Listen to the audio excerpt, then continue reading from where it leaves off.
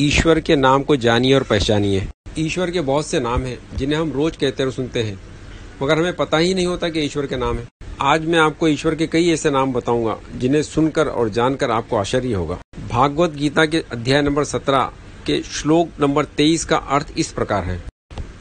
सामाजिक जीवन के आरंभ में ब्राह्मणों को ईश्वर ने निर्देश दिया कि ईश्वर के इन तीन नामों से, जो कि ओम, तत्व और सत्य हैं, ईश्वर को याद किया करो। इस तरह इन नामों से ब्राह्मण यज्ञ और वेदों की शिक्षा का प्रबंध किया करते थे। ईश्वर का एक नाम है और हमें हर अच्छे काम के आरंभ में ईश्वर के इस ओम नाम को कहना चाहिए। इस श्लोक के अनुसार ईश्वर का दूसरा नाम है तत्व, और तत्व का अर्थ है वो। जब हम पाप से ये सोचकर बचते हैं कि वो हमें देख रहा है, तो वास्तव में हम तत्व नाम से ईश्वर को याद करते हैं। योगी तत्त्वमसि शब्द का बहुत जाप करते हैं। ये 3 शब्दों से बना है, तत्त्वम असि। इसका अर्थ है वो तुम हो, या हे ईश्वर वो तुम हो जिसने इस सृष्टि की रचना की है और जो सबका मालिक है। इस्लाम में ईश्वर के इस नाम को हू कहते हैं। मुसलमान सूफी भी अल्लाह का बहुत जाप करते हैं। इसका अर्थ भी वही है, यानी वो अल्लाह है जिसने सृष्टि की रचना की है और जो सबका मालिक है। कुरान में ईश्वर के इस नाम का वर्णन सूरह हश्र की आयत नंबर 22 में है।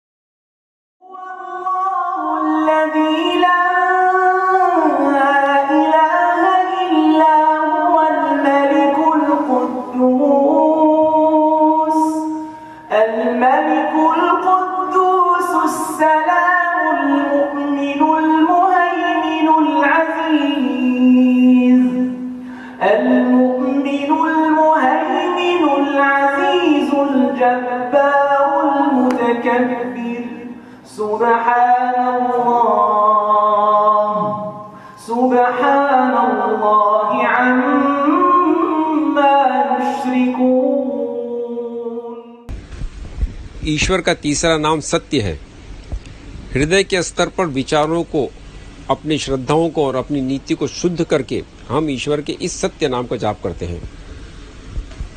मिसाल के तौर पर आपने कुछ दान किया और इस दान से आपकी नीति प्रसिद्ध होने की थी, तो अब इस कर्म से ना आपने कोई पुण्य किया और ना ईश्वर का आदेश माना।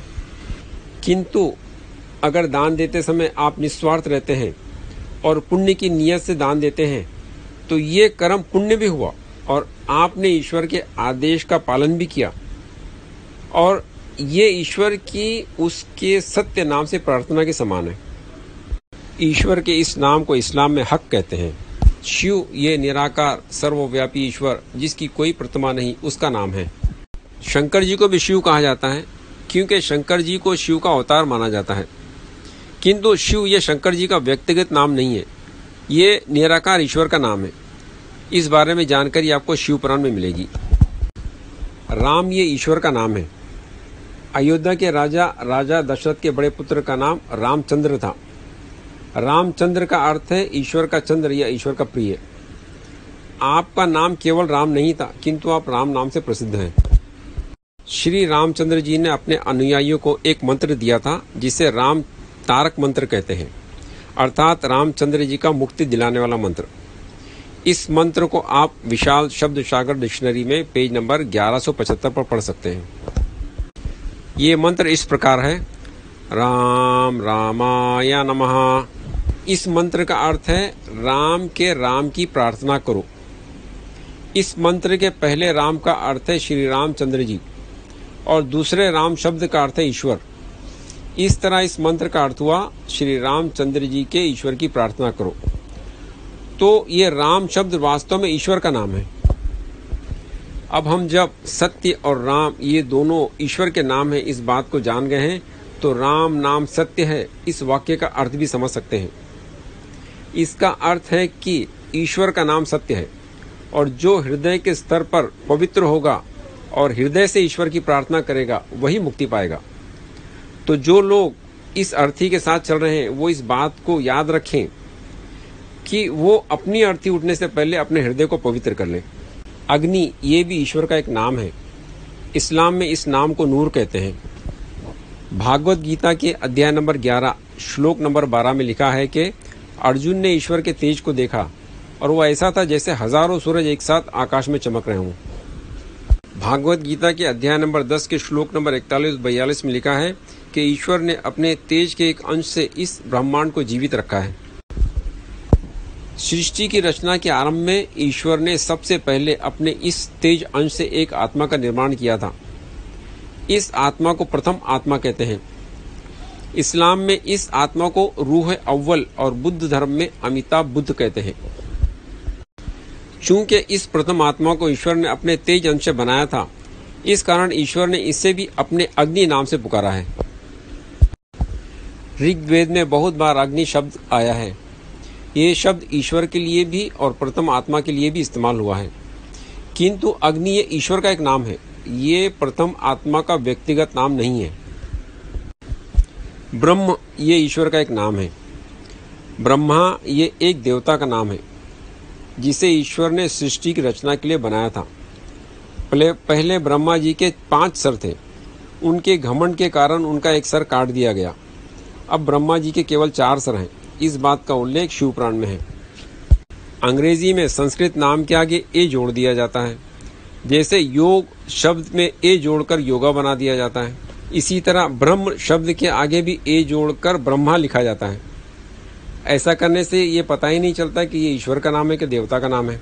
तो याद रखिए कि इंग्लिश में ईश्वर और देवता दोनों के लिए ब्रह्मा लिखा जाता है, किंतु ईश्वर का नाम ब्रह्म है और देवता का नाम ब्रह्मा है। भागवत गीता के अध्याय नंबर 8 का श्लोक नंबर 13 इस प्रकार है। ओमेत्येकाक्षरं ब्रह्म व्याहरन् मामनुस्मरन् यः प्रयाति त्यजन् देहम् स याति परमां गतिम्। अर्थात जो व्यक्ति शरीर को त्यागते समय यानी मरते समय मुझ ईश्वर को याद करता है और कहता है ओम अविनाशी ईश्वर एक है, वो मनुष्य सबसे महान लक्ष्य यानी स्वर्ग को पा लेता है। इसलिए हमें याद रखना चाहिए कि ब्रह्म ईश्वर का नाम है और ओम एक अक्षर ब्रह्म इस श्लोक को पढ़ते रहना चाहिए ताकि मरते समय ये हमारे होठों पर हो और हमें स्वर्ग मिले। कलमे में इसी बात को मुसलमान अरबी में कहते हैं।